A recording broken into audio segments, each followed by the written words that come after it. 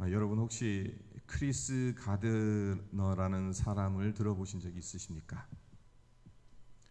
노숙자에서 월스트리트 금융가의 정상에 오른 입지전적의 인물인데요.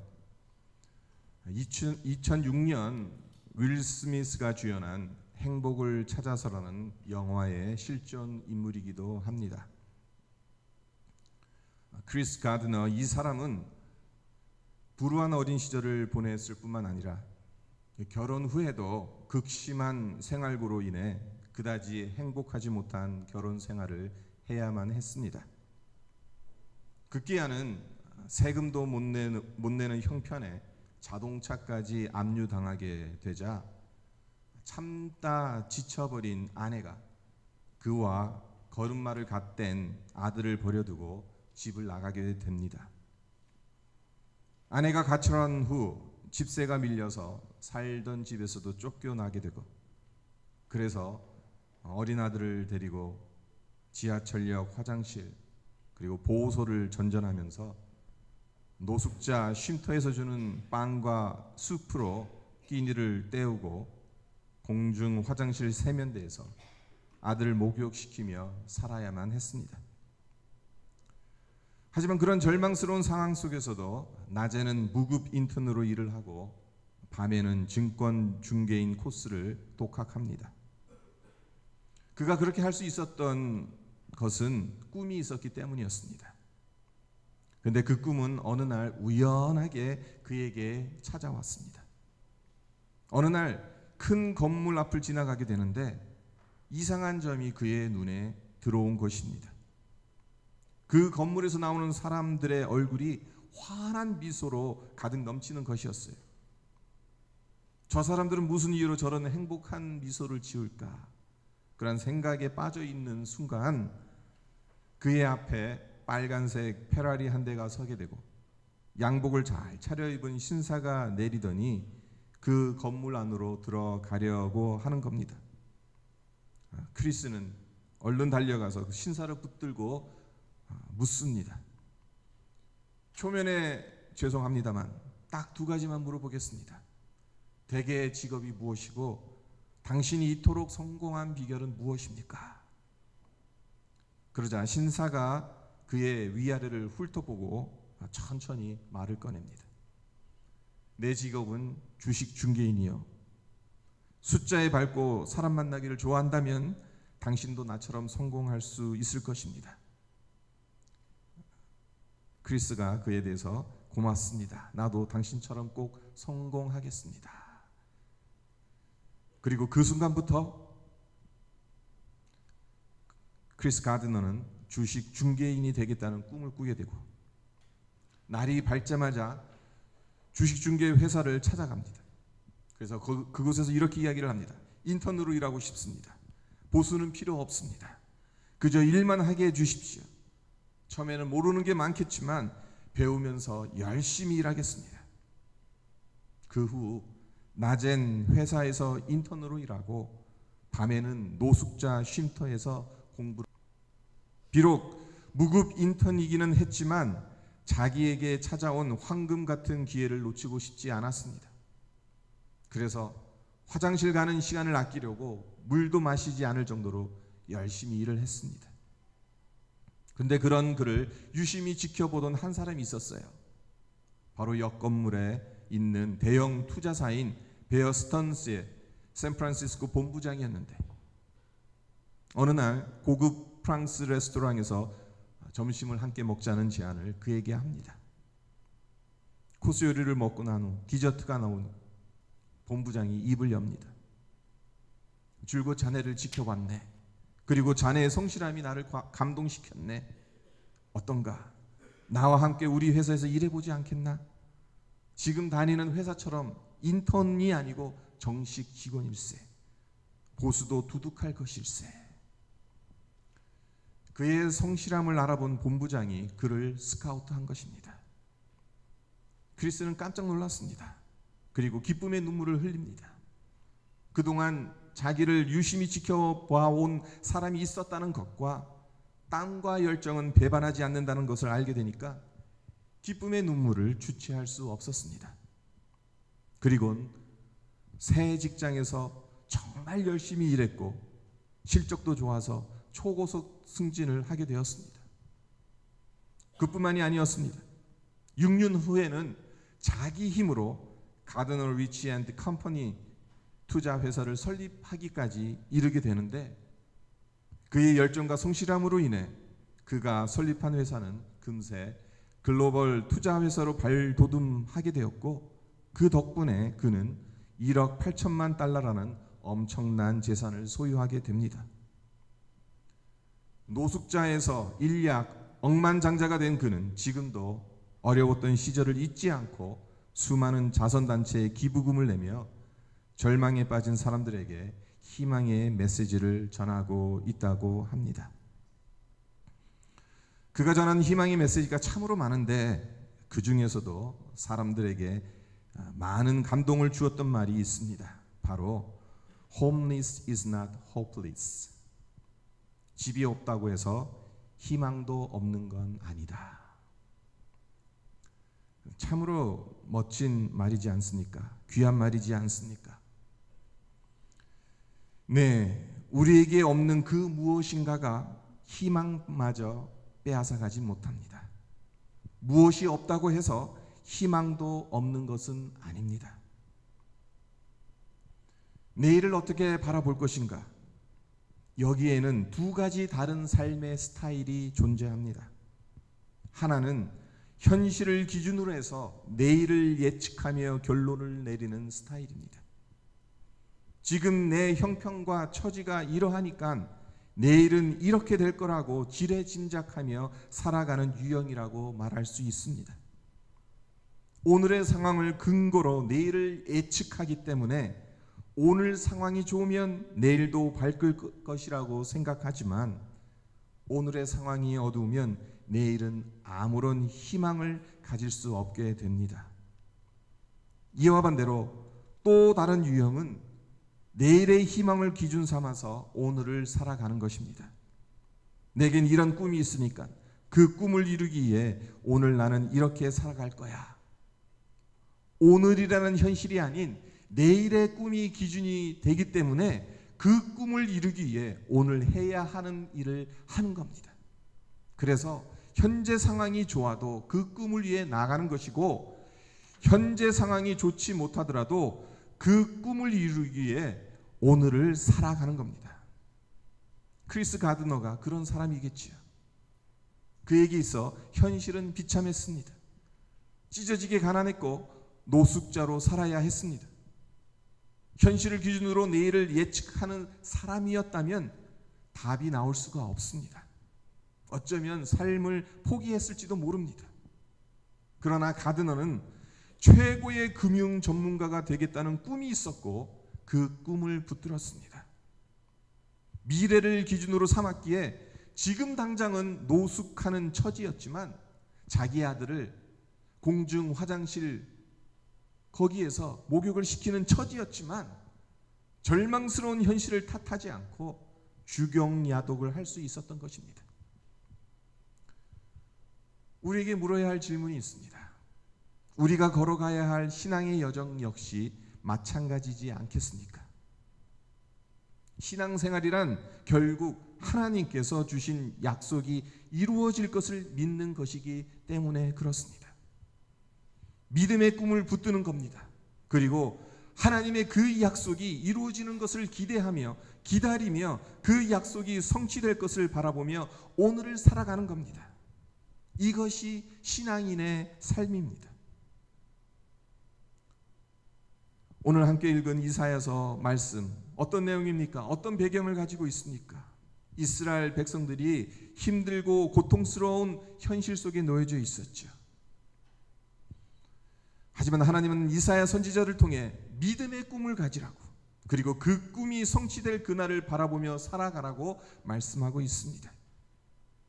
주님의 약속이 이루어질 그날을 바라보며 오늘을 어떻게 살아가야 할 것인가를 결정하라고 말씀하고 있는 것입니다. 이사야 선지자 기원전 736년부터 701년 사이 대략 32여 년 동안 남유다 왕국의 수도인 예루살렘에서 활동한 선지자입니다. 그가 살았던 시대는 한마디로 격동기였습니다.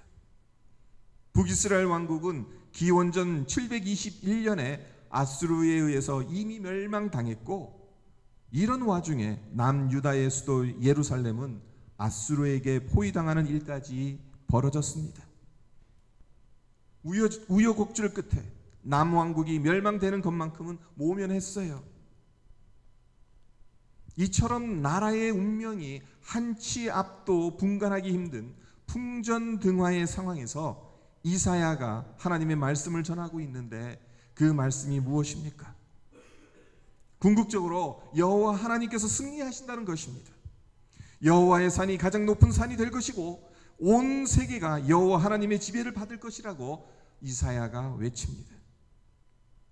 남유다 왕국의 입장에선 세계의 역사가 이렇게만 흘러간다면 얼마나 좋겠습니까? 그러나 현실은 전혀 그렇지 않습니다. 세계 모든 나라와 이방 사람들은 예루살렘을 우습게 봅니다. 시온산을 대수롭지 않게 봅니다. 율법을 하찮게 생각합니다. 사나운 사자가 사슴을 노리듯이 남유다를 잡아먹으려 호신탐탐 노리고 있습니다. 이러니 이사야가 예언한 것을 듣고 있는 유다와 예루살렘 사람들이 어떻게 생각했겠습니까? 한가한 이야기나 하고 있다고 생각하지 않았겠습니까? 지금은 말일에 일어날 일을 왈가왈부할 때가 아니라 국가 안보를 위해서 필요한 구체적인 정책들을 모색할 때라고, 열강의 틈바구니에서 생존할 수 있는 외교 정책을 수립하고 군사력을 증강해야 할 때라고 주장하지 않았겠습니까? 아직 현실로 다가오지도 않은 먼 훗날의 승리를 말한다는 것이 우습게 보였을 것입니다. 누가 옳은 것입니까? 여호와의 승리를 믿고 기다리라는 이사야의 주장이 옳은 것입니까? 아니면 국가를 누란의 위기에서 건져낼 구체적인 방안을 찾는 데 심혈을 기울여야 한다는 주장이 옳은 것입니까? 각각 나름대로 일리가 있고 타당한 주장입니다. 하지만 우리가 생각해야 할 점은 이사야가 여호와의 승리를 말한다고 해서 두 손 놓고 있어야 한다는 말은 아니라는 겁니다. 구체적으로 준비할 건 당연히 해야 합니다. 문제는 역사의 주인이 누구냐에 대한 기본적인 생각의 차이라는 겁니다. 당시 정치인들은 아수르를 비롯한 여러 패권 국가들이 역사의 주도권을 행사한다고 보았기 때문에 그들을 두려워했습니다. 그들의 눈치 보는 것에 급급했습니다. 하지만 이사야는 달랐습니다. 그들의 힘이 강하지만 하나님의 도구에 불과하다고 여겼기 때문에 아수르를 두려워하기보다는 역사를 주관하시는 하나님을 두려워한다고 생각했습니다. 그래서 그가 외치는 것이 있습니다. 2절과 3절을 보십시오. 말일에 여호와의 전에 산이 모든 산 꼭대기에 굳게 설 것이요 모든 작은 산 위에 뛰어나리니 만방이 그리로 모여들 것이라. 많은 백성이 가며 이르기를 오라 우리가 여호와의 산에 오르며 야곱의 하나님의 전에 이르자 그가 그의 길을 우리에게 가르치실 것이라. 우리가 그 길로 행하리라 하리니 이는 율법이 시온에서부터 나올 것이요 여호와의 말씀이 예루살렘에서부터 나올 것임이니라. 한마디로 하나님의 전에 오르는 삶을 살아야 한다고 이사야가 이야기하고 있는 겁니다. 말일, 즉 하나님께서 역사를 마무리하시는 날, 그때에는 여호와의 전의 산이 다른 산들의 꼭대기에 굳게 설 것이다. 모든 산보다 뛰어나게 높아질 것이다. 이사야가 말하고 있는데요. 이 말씀이 단순히 시온산의 높이가 높아질 것이라는 의미이겠습니까? 그런 의미가 아예 없는 것은 아니겠지만 보다 중요한 것은 모든 산보다 더 탁월한 위치에 서게 된다는 것이겠지요.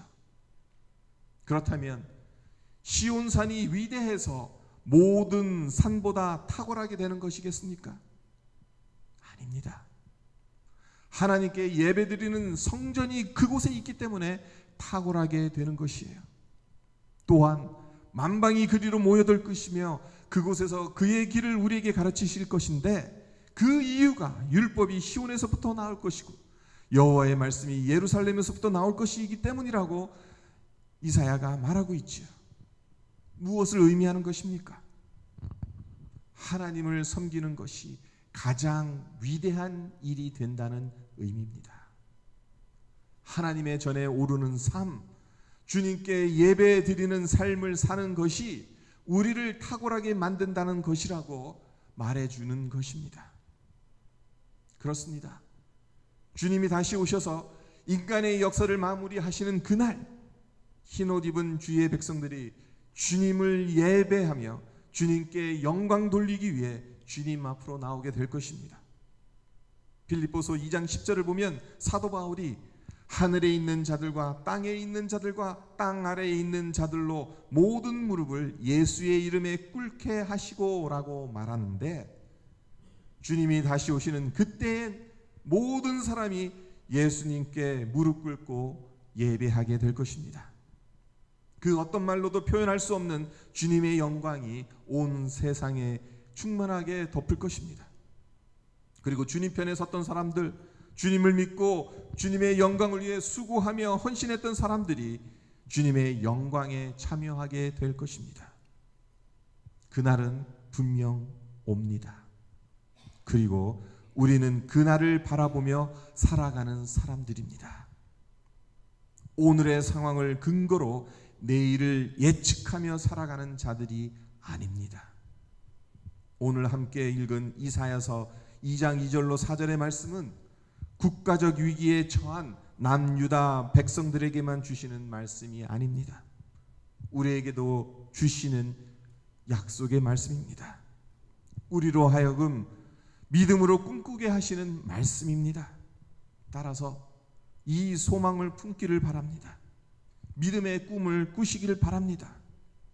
오늘이라는 현실의 잣대로 내일을 바라보는 자들이 아니라 하나님 주신 내일의 약속을 붙들고 하나님 전에 오르는 삶, 주님께 예배드리는 삶을 살아가는 우리 모두가 되시기를 주님의 이름으로 축원드립니다.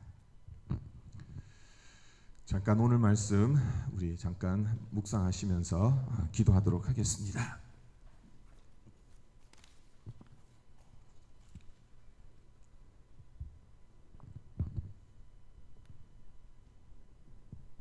내일을 어떻게 준비할 것인가, 두 가지 라이프 스타일이 있다고 말씀드렸습니다. 하나는 오늘이라는 이 현실을 기준으로 삼아서 오늘 일어나는 일을 통해서 내일을 예측합니다. 내일을 생각합니다. 그렇기 때문에 오늘 나에게 좋은 일이 생기면 내일도 좋은 일이 생길 것이라는 막연한 기대감을 가지게 됩니다.